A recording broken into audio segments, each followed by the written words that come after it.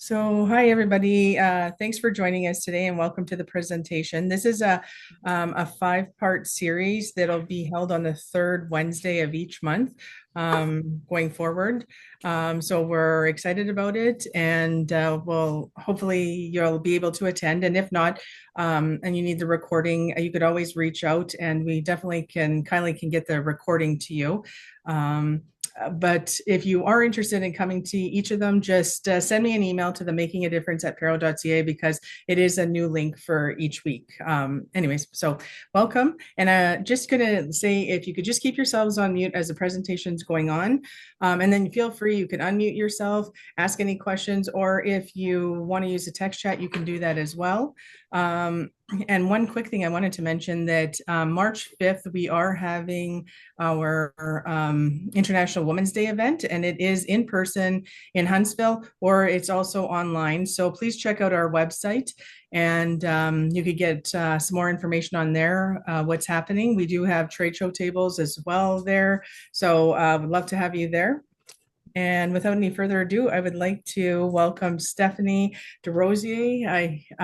She is a PARO business counselor, where she supports women in building financially sustainable businesses through strategic planning, confidence building, and practical financial literacy. She brings a diverse background in this that spans corporate law, nonprofit finance, and entrepreneurship. Steph has worked as an assistant finance manager for a multi-million-dollar nonprofit, managed payroll and accounts payable for construction and service-based businesses, and built operational systems from the ground up. Her experience also includes corporate law administration, contract support, and business compliance, giving her a well-rounded understanding of how financial decisions impact the numbers and the people behind them. Steph understands firsthand the challenges of cash flow, pricing, scaling, and financial confidence. Her approach is practical, empowering, and grounded in a real-world experience, helping women move from overwhelm to clarity and control. So I would like to welcome Steph and thank her in advance for getting this series ready for us, and I'll hand it over to you. Thank you. Thanks, Lori. So yeah, we're going to get started on the five-part series, the finance series. And the first one we're gonna start with is personal finance and entrepreneurial readiness. So this is really important. Like if you don't have a grasp on your personal finances, it's going to be very difficult to then bring that lack of knowledge into a business and then make things like work properly and make the business profitable. So it's really important to understand your personal finances before switching over into business finance. So by the way, I'm not good with speaking in front of crowds. I know finance, but I'm not the best with like speaking. So I'll try and go slow. I'll try and not stutter, and just bear with me. So before we dive into today's topic, I just want to give a sense of the bigger picture. This session is part of PARO's Wednesday webinar Finance Empowerment series, and it's designed to help women entrepreneurs build confidence and clarity with their finances at every stage of business. So today we're starting with personal finances and entrepreneurial readiness, making sure your personal money habits and systems are strong before launch or growing a business. From here, the series will continue with business structuring and financial setup. So these will be the subsequent series, like the one that we're hosting every month. So the next one will be business structuring and financial setup. The third one will be financial best practices and compliance. The fourth will be growth, expansion, and strategic financing. And then the last one will be advanced topics like pricing for profit, mastering cash flow, funding pathways, financial storytelling, and even planning your exit strategies. So as we look at today's agenda, remember this is the first step in the larger journey. Each session is here to support you and build confidence and give you clarity, give you the clarity that you need to thrive as an entrepreneur.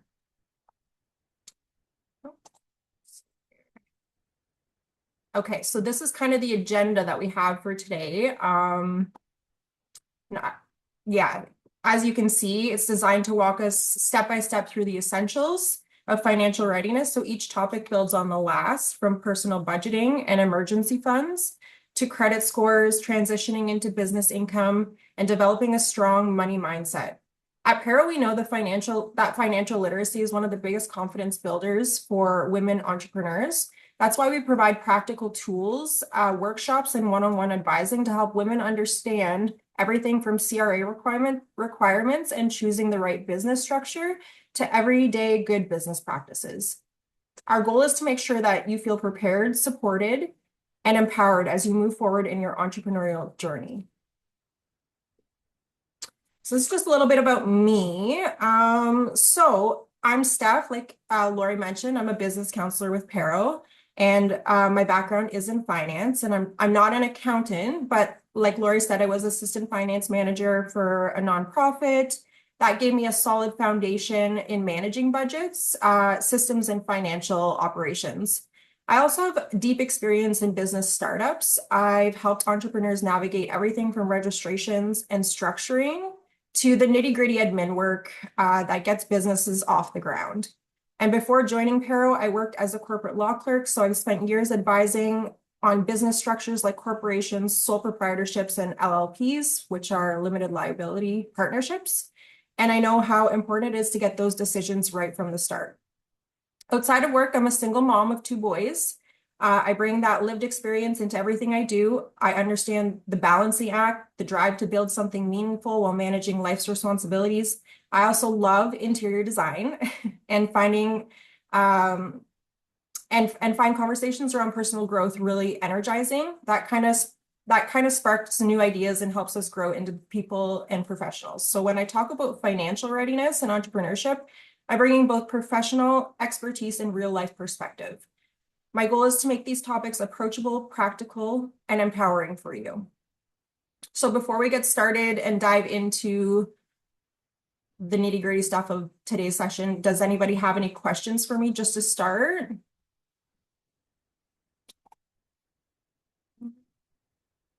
Great. Yeah, if anybody has any questions, you could feel free to unmute. If not, you could use the text chat. Okay, so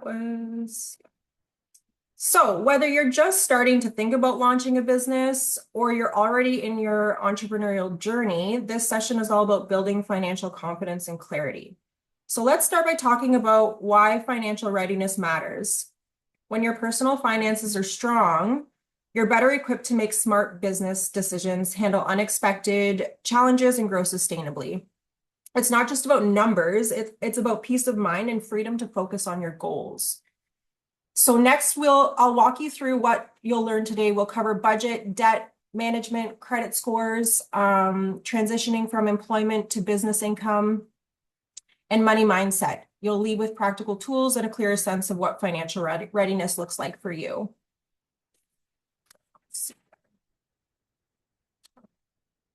Half my screen's covered here, so that's the introduction. So, okay.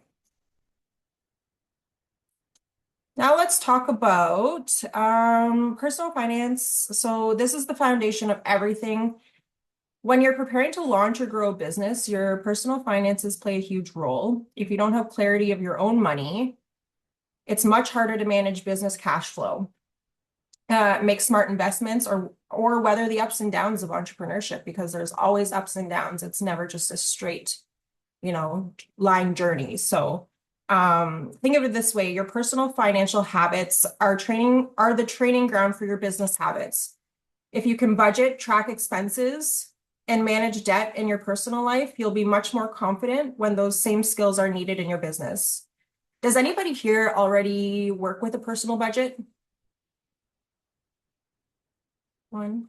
I guess we got a lot of screens off, but I'll maybe open the chat here. Yeah. Okay. So some people do have some experience working with a budget. Budgets can be very intimidating. The best thing about a budget is that putting it on paper allows you to see where your money's actually going. So when you don't have a budget and you know what your bills are, but it's so hard for you to track, what's coming in, what's going out, and then you look at your bank account at the end of the month and you're like, where is all this money that I made? So when you have a budget, it's just great so you can see it on paper. You can see where your money is going. You can see where you need to adjust things, your spending. You need to, just have your budget so that you can see where the money's going and then adjust if you need to. Especially when it comes to debt, it's so easy to, have to make that $200 credit card payment every month. And then, yeah, like you just really need to have the overview on paper to see exactly what your financial situation is. So we'll explore how readiness looks in practice, like having a budget, which we're going to do a little budget workshop type thing. Building an emergency fund, understanding credit, and planning for the transition from steady paycheck to business income. So before we go any further, what does financial readiness mean to you personally? Is it freedom from debt, or is it having savings, or simply just feeling confident about your money decisions?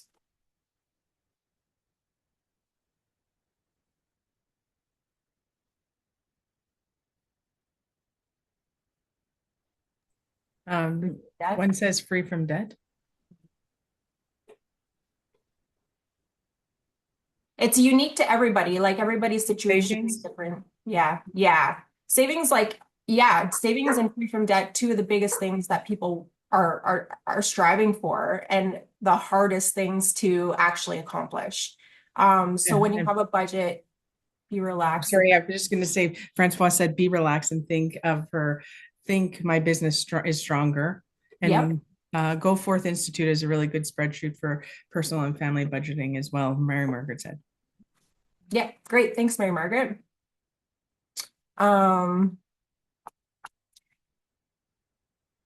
Okay, so let me see here. Am I on the right slide? I'm all mixed up because what slide are we on? Hang on a second. Bear with me. We see the one with budgeting, expense tracking, emergency funds. Just 1, 2, 3, 4, 5. Just in my notes, I only labeled her slide. Okay. Okay, just making sure I'm on the right notes for the slide. Yeah. So yeah, before we dive deeper, that was great. Everybody kind of put their what financial readiness means to them personally. We took a minute, we did that. So jump to this one. So let's start with foundation of financial readiness. So personal budgeting and expense tracking. So strong personal finances create a strong business foundation. If you don't know where your money is going in your personal life, it becomes much harder to manage business finances with confidence. So budgeting is really about clarity. It's not about restriction. It's about giving every dollar a job and making sure your money is working for you. When you track your income and expenses, you start to see patterns where you're overspending, where you can cut back, and where you can redirect funds towards your goals. An emergency fund is another key piece. Having a cushion set aside reduces stress and gives you the breathing room if something unexpected happens. And debt management is equally important. The less you're carrying personally, the more flexibility you'll have when it comes to business borrowing. So that's really important to kind of get that under control before you start your business. And if you're looking, if you need to apply for a loan or something like that, to get your own personal finances in order before doing that, so that you're in the best financial position to qualify for a loan. And then credit readiness. Your credit score is often the first thing lenders look at. Building and maintaining a healthy score opens doors to financing and when you're ready to grow your business. So does anybody here monitor their credit score or know what their credit score is? Yes.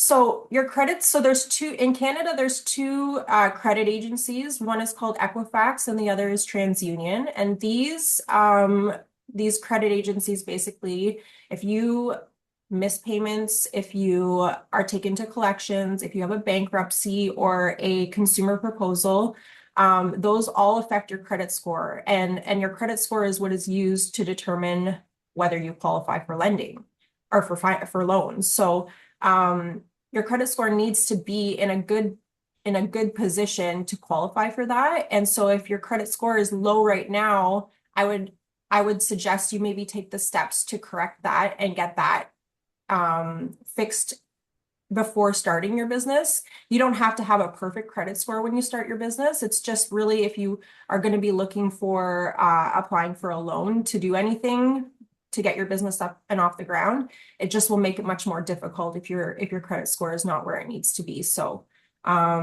it's important. It's not just important for your business, but it's important for your life. It kind of limits you if your credit score is low in terms of what you can do financially. You can't, maybe you can buy a car, but you're looking at a 12% interest rate, which then means your payments are so high that you almost can't afford them.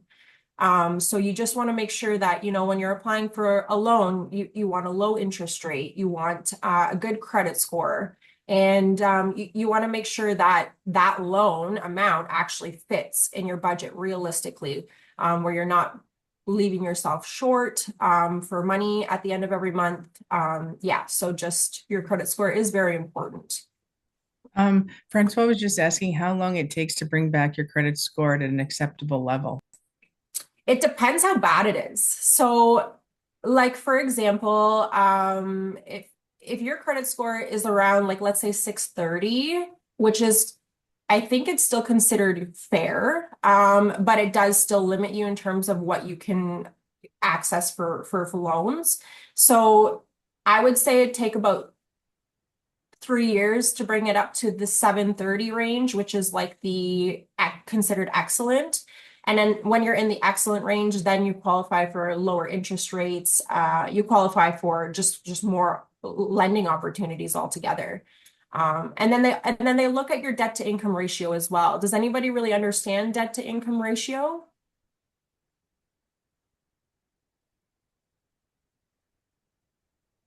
So debt to income ratio is something that lenders look at in terms of like whether you qualify for a loan. It's not necessarily strictly about your credit score. They also want to make sure that you don't have so much debt and then adding this additional debt that your income is not enough to cover it. So they have an equation, like a calculation that they use. I think your debt to income ratio needs to be below 30% for you to qualify for loans. And so if you have a debt to income ratio above that, you will probably not qualify because your debt is just too high. So that at that point, you would want to focus on lowering your debt in order to get yourself into a position to qualify for loans. Any more questions about credit and debt and anything on this slide? No?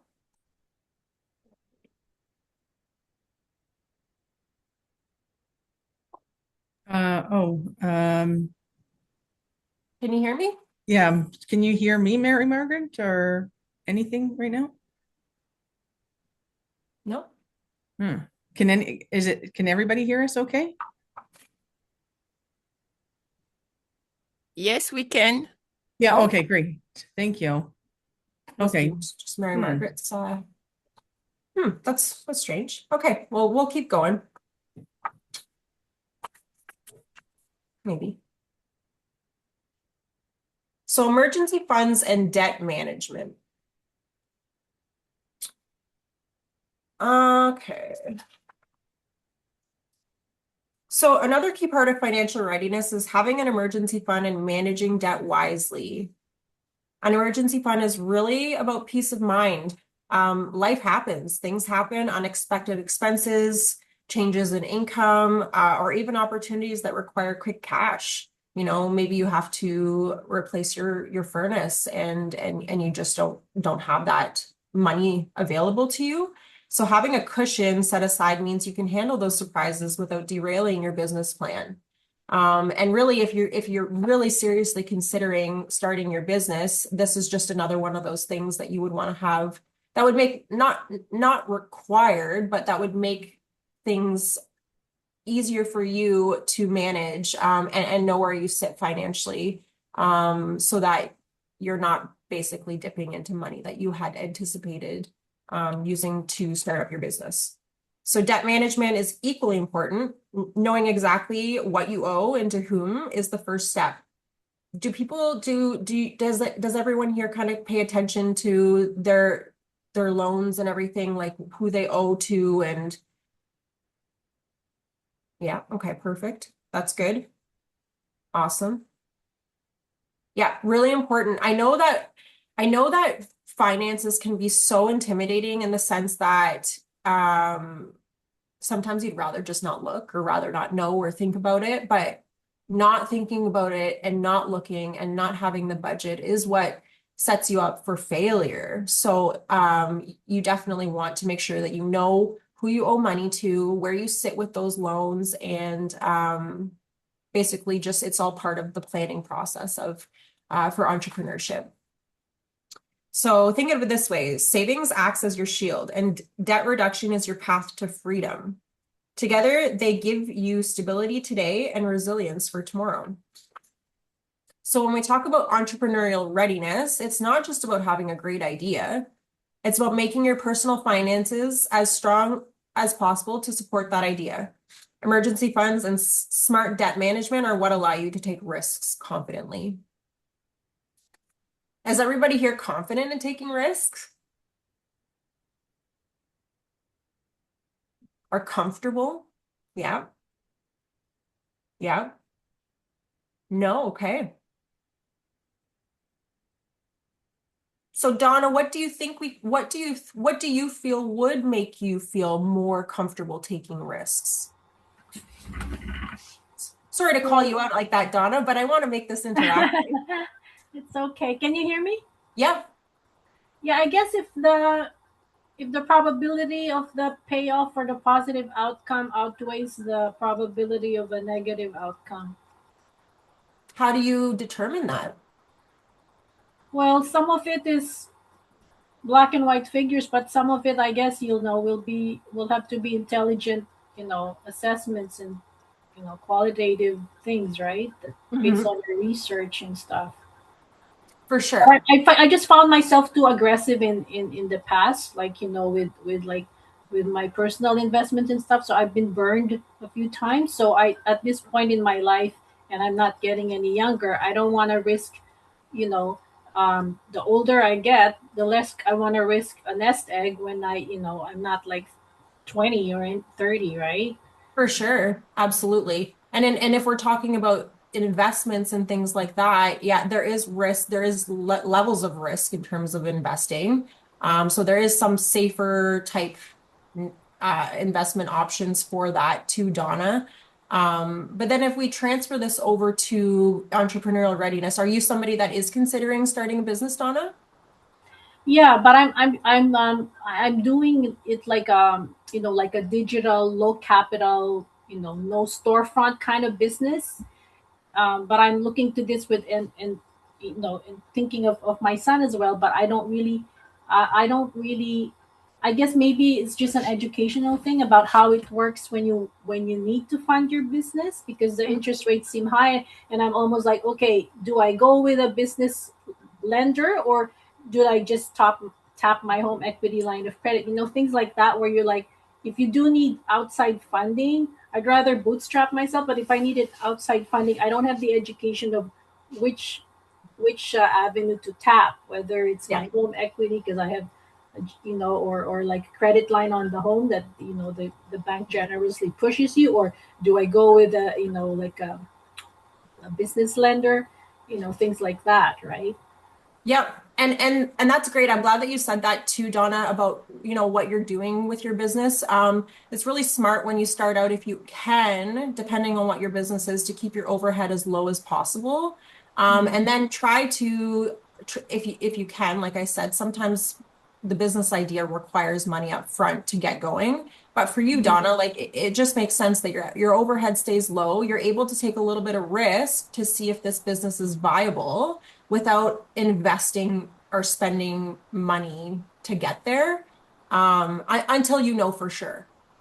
Yeah, because we're looking, at being a UGC creator, right? That I don't need a lot of capital, but at the same time, like if I were to publish books, I would start e-publishing it. I wouldn't like go out and spend 5 grand on publishing like 500 paperbacks, right? Until I've proven that, um, that it's selling on, on the e version, right? So seeing things around, getting a minimum viable product out there, just like any business, so that you can pivot quickly, do A/B testing. Those are the things like I'd really love to learn about, because that helps mitigate risks. For sure. Yep, that makes sense. Thank you for that, Donna, and for sharing and yeah, so and we'll get into this in the other series when we start actually talking more about business finance. But one of the best ways to determine whether there is a market for your business is to do a business plan, putting that on paper as well to see, it requires some research on your end to do, like, to make sure that this business is viable. But a business plan is a really great start for that too. So I just wanted to throw that out there. Okay, so we talked about that.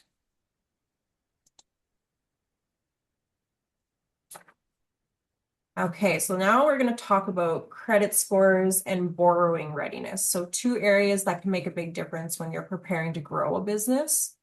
So it's important to know your score. And I kind of did bring this up, but your credit score is like a snapshot of your financial health. And lenders use it as one of the first indicators of whether you're a reliable borrower. So understanding where you stand today gives you a clear starting point. Building credit health is about consistency, because that is probably one of the best words for you to retain out of anything finance, and honestly, just in life in general.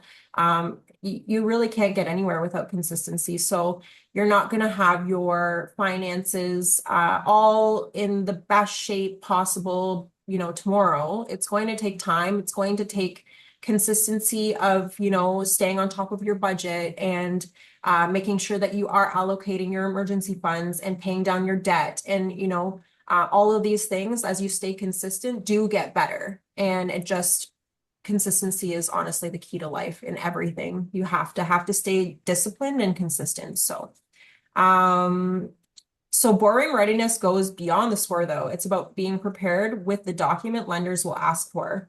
So again, like a business plan, cash flow, personal tax returns, and a clear picture of your personal and business finances. When you're organized, the process feels less intimidating.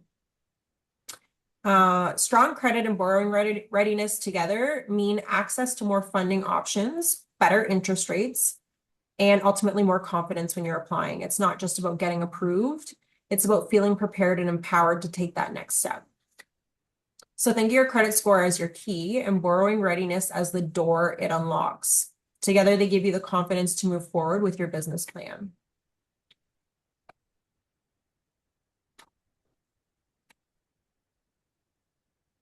So now, one of the biggest shifts people experience when they move from employment to entrepreneurship, it's not just financial, it's honestly mental.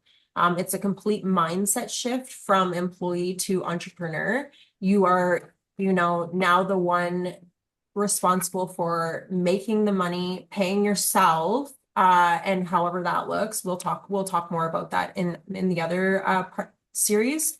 How to like different business structures. But yeah, paying yourself and earning the money, it's all you now. It's a lot different from just going to work and working for somebody and collecting a paycheck.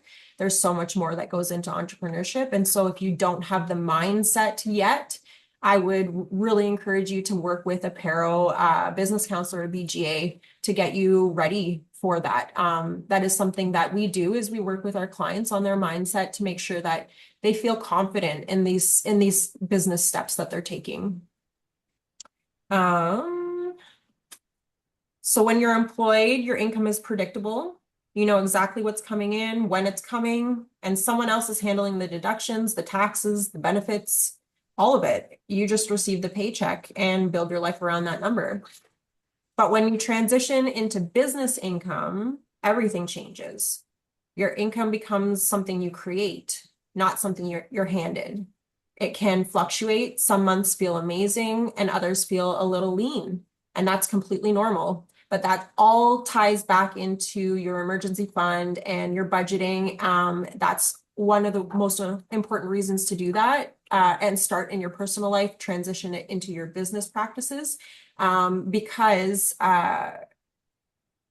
no, it's not going to be the same all the time unless you have, I guess, a contract where you know that you have a client that's paying you the same amount. But generally speaking, your finances in your business will fluctuate, and that can be very uncomfortable. So you just need to make sure you're planning for that. So your budget has to work differently now for your business. You're not just thinking about your personal expenses anymore. You're thinking about business expenses, taxes, reinvestment into the business, and how to pay yourself in a way that keeps both sides stable. And this is where a lot of new entrepreneurs get caught off guard. Not because they're doing anything wrong, but because no one teaches this part. We're taught how to be employees, not to manage variable income. So this slide is really about grounding you in that shift. Once you understand the differences, you can build a system that supports you, even when your income isn't the same every month. How does everybody feel about knowing, there could be fluctuations in income if you are an entrepreneur? Does that make you nervous or intimidated to be a business owner?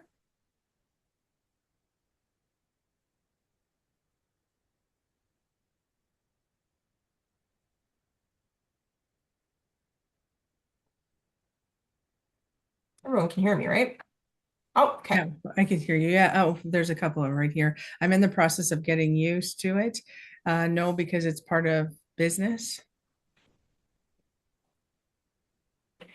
And it is going to take time, just like everything. But there again, just stay consistent with your budgeting and even just your mindset. Just the shift from I'm not collecting a paycheck anymore. There's variable income, and how do I make that work for me? So try and create a plan as best as you can. Obviously, the budget is the biggest component of this, so that you can really walk into entrepreneurship with confidence that you can handle the finance part of it, and you can make this successful. And there's obviously a lot more that goes into making a business successful beyond finances, but this is one of the most important parts of a business to get it right so that your business can be successful.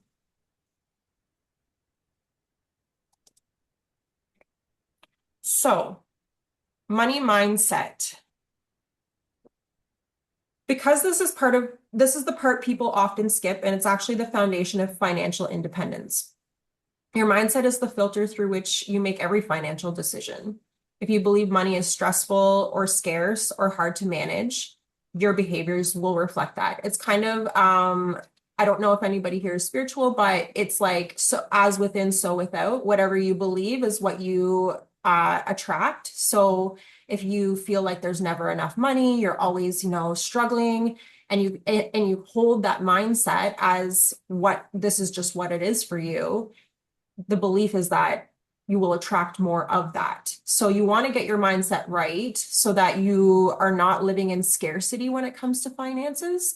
Even if you're not in the best financial situation, just to really work on that mindset piece to say, like, this might be my financial situation right now. It doesn't mean it's going to be this way forever. And it's not going to be, because I am actively doing something consistently to change this. And if you keep the discipline and the consistency, you will get there. The only way you won't get there is if you quit. So your mindset is the filter through which you make every financial decision, like I said. So this slide is about your beliefs, how your beliefs shape your behavior. Your behaviors become habits, and your habits ultimately determine your level of independence. Financial independence isn't about earning more. It's about thinking differently about how money moves in and out of your life. It's about being intentional instead of reactive. It's about choosing habits that support the future you want, not the patterns you've inherited or absorbed. So money scarcity can even be like a learned thing generationally. If we came from a family that didn't have a lot of money and we were constantly told, oh, I can't afford that. A lot of people like carry that same belief system into their life, into their adulthood, into their personal finances. And then it's sort of just like um, a repeat over and over again. So mindset is really one important tool to shift how you handle money. You can maybe you've been somebody who isn't good, maybe you have credit card debt and you've never really been good at paying it off. And then you just sit there every night and you're like, oh my goodness, like how am I ever going to get through that? How am I going to actually pay that off? What do I do? Just start, $100 a month, whatever the amount that you can afford. There's options to lock your credit cards so you cannot continue spending or things can't continue to get charged to it. There is consolidation options. If your credit card debt is too high, you can look into getting like it's basically a loan, and you can consolidate all of your credit card debt for a lower interest rate, but that is obviously dependent on you qualifying for the loan based on your credit score. So there is things you can do to help you get into a better financial situation, and you're not stuck. And if you think you're stuck, talk to somebody, because you might just be, stuck in your own head, not actually stuck in life. So before we talk strategy, before we talk budgeting or business income or anything tactical, we start here. It all starts with the mindset. Because if the mindset doesn't shift, the numbers won't either.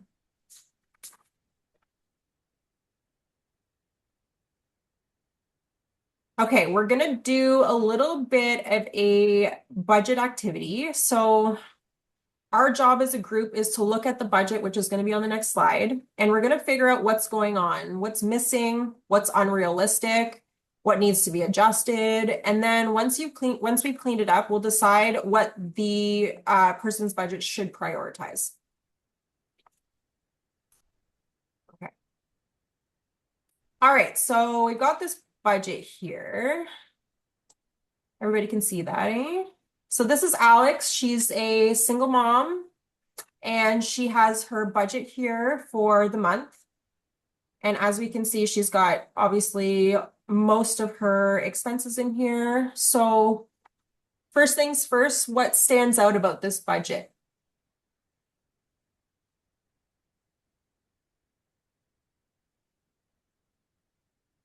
Entertainment. What about entertainment, Gabriella? Too much, yep.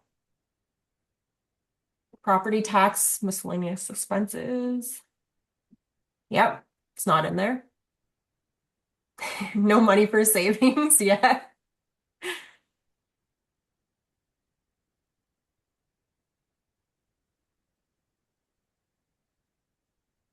Instead of paying more for credit. She'd need like a big emergency fund here because there's not a lot of wiggle room here at the end of the month.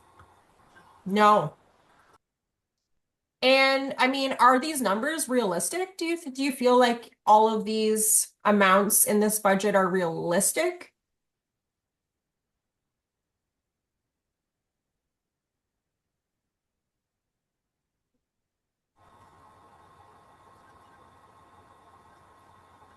Yep. Groceries, no, not realistic. Yeah, if she's a single parent, I'm assuming she has a minor, and then none of those costs are built in, other than maybe the groceries and rent. But there's no child related expenses there. Yep. What about the credit card payment? How do we feel about that?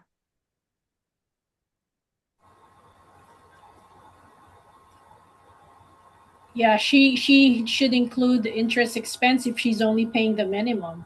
That's costing her money. Do you think this is even realistic? $60 a month in gas? If everything's nearby, Fair.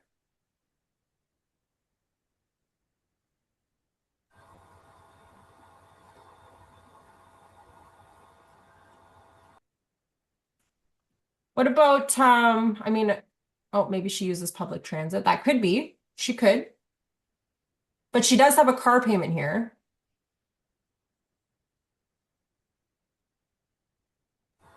So she should break it down. If she has, she pays insurance for her car, hopefully that should be separate from insurance. Is this insurance personal?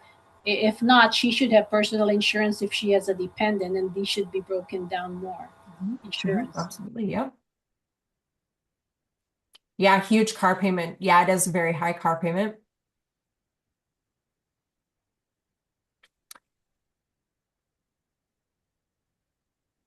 Maybe she went for an expensive car over her budget, and that's the thing is sometimes, even your debt to income ratio can be right for lenders, and it still puts you in a position where things are just a little bit too tight for you personally, depending on what your goals are. So, your budget for the car, when you're buying a car, like you should be going in with what is your maximum amount that you're willing to spend on a payment.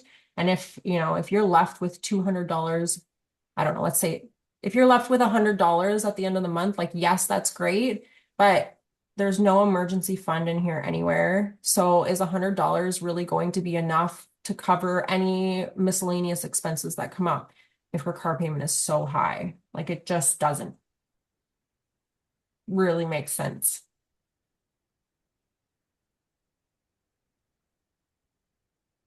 You're right, Mel. The car payment is typical for sure for what they are right now. But that doesn't mean that it's affordable for her if we look at this budget. And my biggest thing with this budget is it's not detailed enough. Like, okay, she's got rent, she's got groceries, she's definitely missing any kind of utilities that she might have. Sometimes you have to pay hydro or whatever when you rent. She's missing her emergency fund. Some amounts are just too low or too high. And the other thing is, like, I know that this is just on a screen and we can't calculate it, but is this calculation even right? So I'm gonna, many expenses are missing. Yep. Yep. Internet. Everybody needs internet.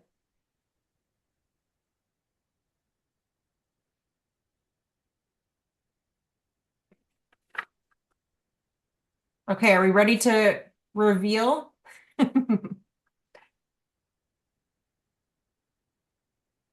So yeah, you were all right about, things, this budget just doesn't work. Things are missing. Some amounts are too high, some are too low. And I said the calculation because her math didn't math. So this does not add up to this. And then she's missing even an amount in her income. So we don't even really know what her actual income is to base it against her expenses, because we only have this one number when she would be getting the child benefit if she's got children. So yeah, the budget was not detailed enough. It did not have enough of what your actual expenses are in a month. It didn't include anything for savings. The credit card, the debt repayment was too low. Just not a realistic budget. And this would hurt somebody to use this budget. This would hurt them financially.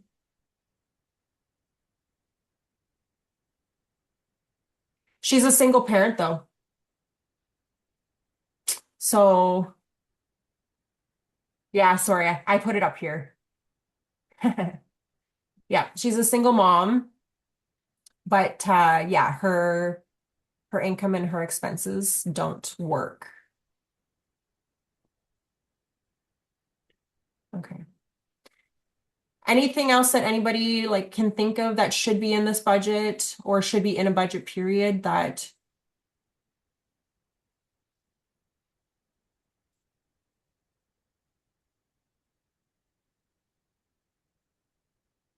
okay. Yeah, this was great. I think you all really, you did a good job pinpointing, what didn't work and what was missing and what needs to be better. So, yep, this was great. Okay, now, so pull it all together. So the budget activity we just did together is exactly what real budgeting looks like. It's messy, it's layered, and it's full of things people forget, underestimate, or don't plan for, especially when income is changing.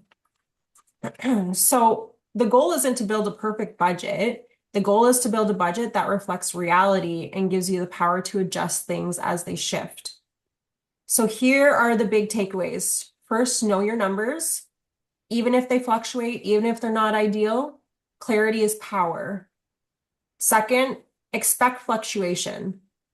If you're not earning business income, seasonal income, or anything variable, build your budget to flex with it. Third, pay yourself intentionally. Don't just take what's left over. Decide what you need and build your business or income strategy around that. And fourth, plan for what's missing, such as insurance, savings, emergency funds, taxes. These are the things that get skipped when budgets are tight, but they are the exact thing that protect you long term. Yep, go ahead, Francois.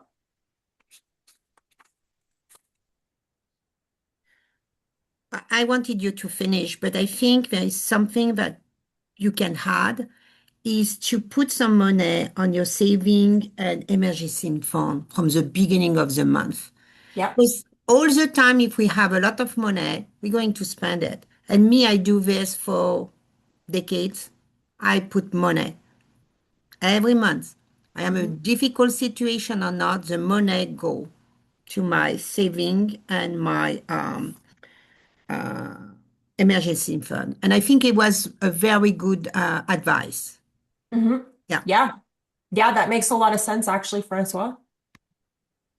And that, that might work for a lot of people, and some people, just depending on how they manage their money or what their actual budget looks like, they might have to do it a little bit differently. But that is a really good thing to like offer so people know how you do it and what works for you.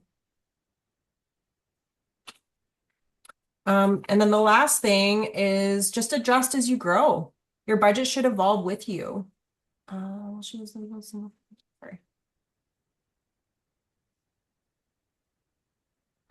Yeah, so and it's not a fixed formula, it's a living tool. So it's constantly changing, it's fluctuating. It's not supposed to be a rigid thing. It's supposed to be flexible, constantly changing and growing with you in as your life changes and fluctuates and everything like that. So that is pretty much all that we're going to cover today for personal finances and entrepreneurial readiness. One last thing I did want to mention, and I know Lori mentioned it at the beginning, is we do have our International Women's Day event happening in Huntsville at the Deerhurst Resort on March 5th. So we would love to see everybody, whether it's virtual or in person. If you can attend, that would be lovely. And yeah, just a great day. All about supporting women in business and getting I don't know, filling up the room with empowerment, because that's what PARO is all about. And then the last thing before we end, we have technically 10 minutes, but I actually did pretty good with my time. I'm just going to put a survey in the chat, a link for a survey. If you would, I'll give you a few minutes to go and fill that out.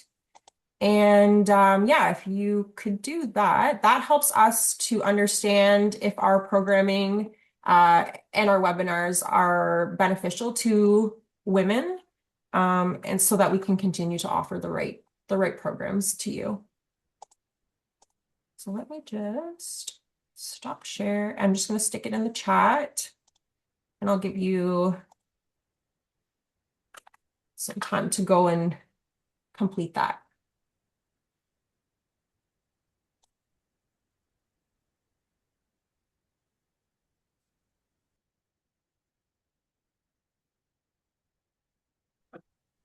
Hi, Stephanie. This is Pam here from PARO. Hey, Pam. Lori, hello. Lori had to leave. I'm now the host. I Okay. wanted to know, would you be taking questions? Do you have time for that? Absolutely. Yeah. Okay, perfect. Everyone, once you finish the survey, if you have any questions, pop them in chat or raise your hand, and Stephanie will take them.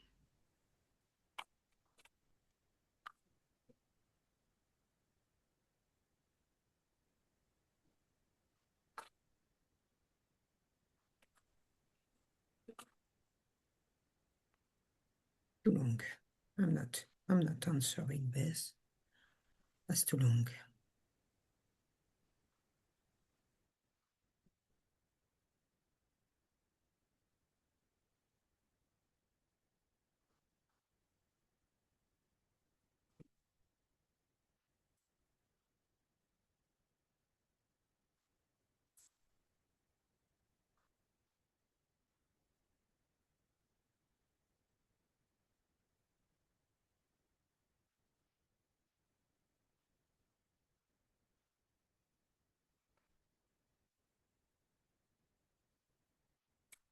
Debt consolidation. I don't have, I can find resources for sure. I don't have any like off the top of my head that I know of, but I can definitely find the resources if anyone is looking for resources on debt consolidation.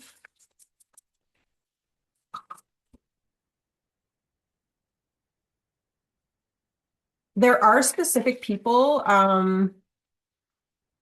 they're kind of like financial advisors, I guess, that you could talk to. I'm certainly not the person to recommend whether debt consolidation is right for you, but there are people who do this that can help you determine what the best possible route of debt consolidation or even just, whether that might be bankruptcy or consumer proposal. There are people out there that definitely do this, that look at your situation and advise on what is best for your situation. So if anybody's looking for resources, I can definitely get that. Credit Canada can help. Okay.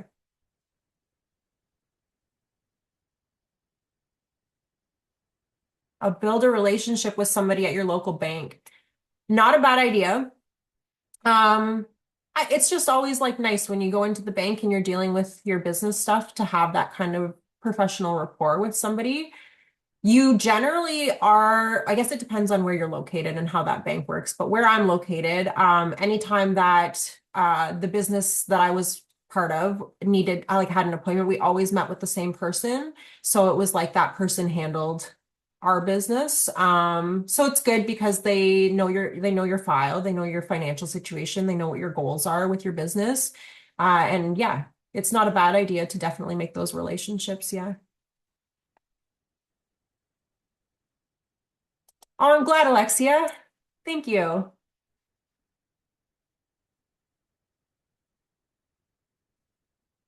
Okay, that's awesome, Alexia. Financial literacy educator.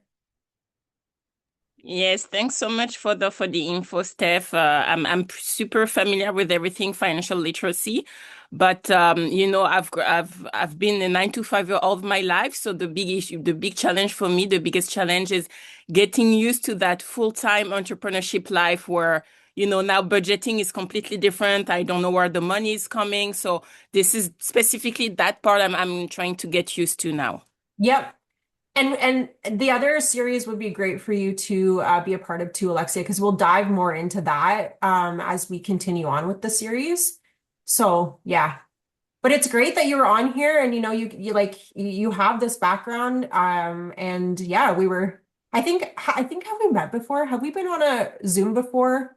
Maybe for the bees camp or Yes, the I think so. Because I yes. seem to remember like you telling me like what you wrote in the chat, and I Yes. was like, oh, she gets it. Yes, absolutely, absolutely. I love Yeah. it. Yeah. Good for you. That's awesome. Yes, thank you. And also, if I can, I'm gonna share in the chat tonight. I'm hosting an online money date for women. It's free. It's from 7 to 9. So I'm gonna put the link in the chat if some people are Amazing. interested. Awesome. Thank you. You're honestly a great resource just for PARO as well. Yes, absolutely. I actually hosted two workshops for PARO, one in French, one in English, to help women Amazing. prepare for the entrepreneurship journey. Okay. So yes, I'm a huge fan of PARO and of financial literacy in general. So whenever there's something I can learn more and hear about other financial literacy experts, always gonna be there. Okay, awesome. We'll love to see you. Thank you. I'm just going to check on that date in February just to make sure. So she said the third Wednesday, so that would be the 18th. Yeah.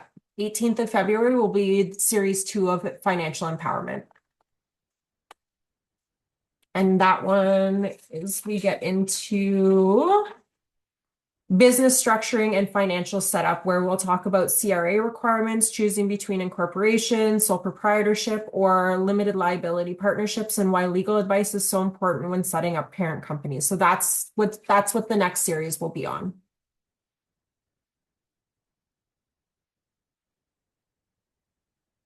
Does anybody still want to know what series 3, 4, and 5 are about? I can share that again. So series 3 will be on financial best practices and compliance, which is focusing on everyday systems, bookkeeping, and staying aligned with CRA expectations. And then series 4 will be about growth, expansion, and strategic financing. So exploring funding options and strategies to scale your business. And then the last series 5, will be advanced topics like pricing for profit, mastering cash flow, funding pathways, financial storytelling, and even planning your exit strategy. So lots of great information in the upcoming series. And definitely, like, I would highly recommend attending Alexia's money date tonight. She definitely has the financial like understanding and knowledge, and would be a great tool for everybody as well.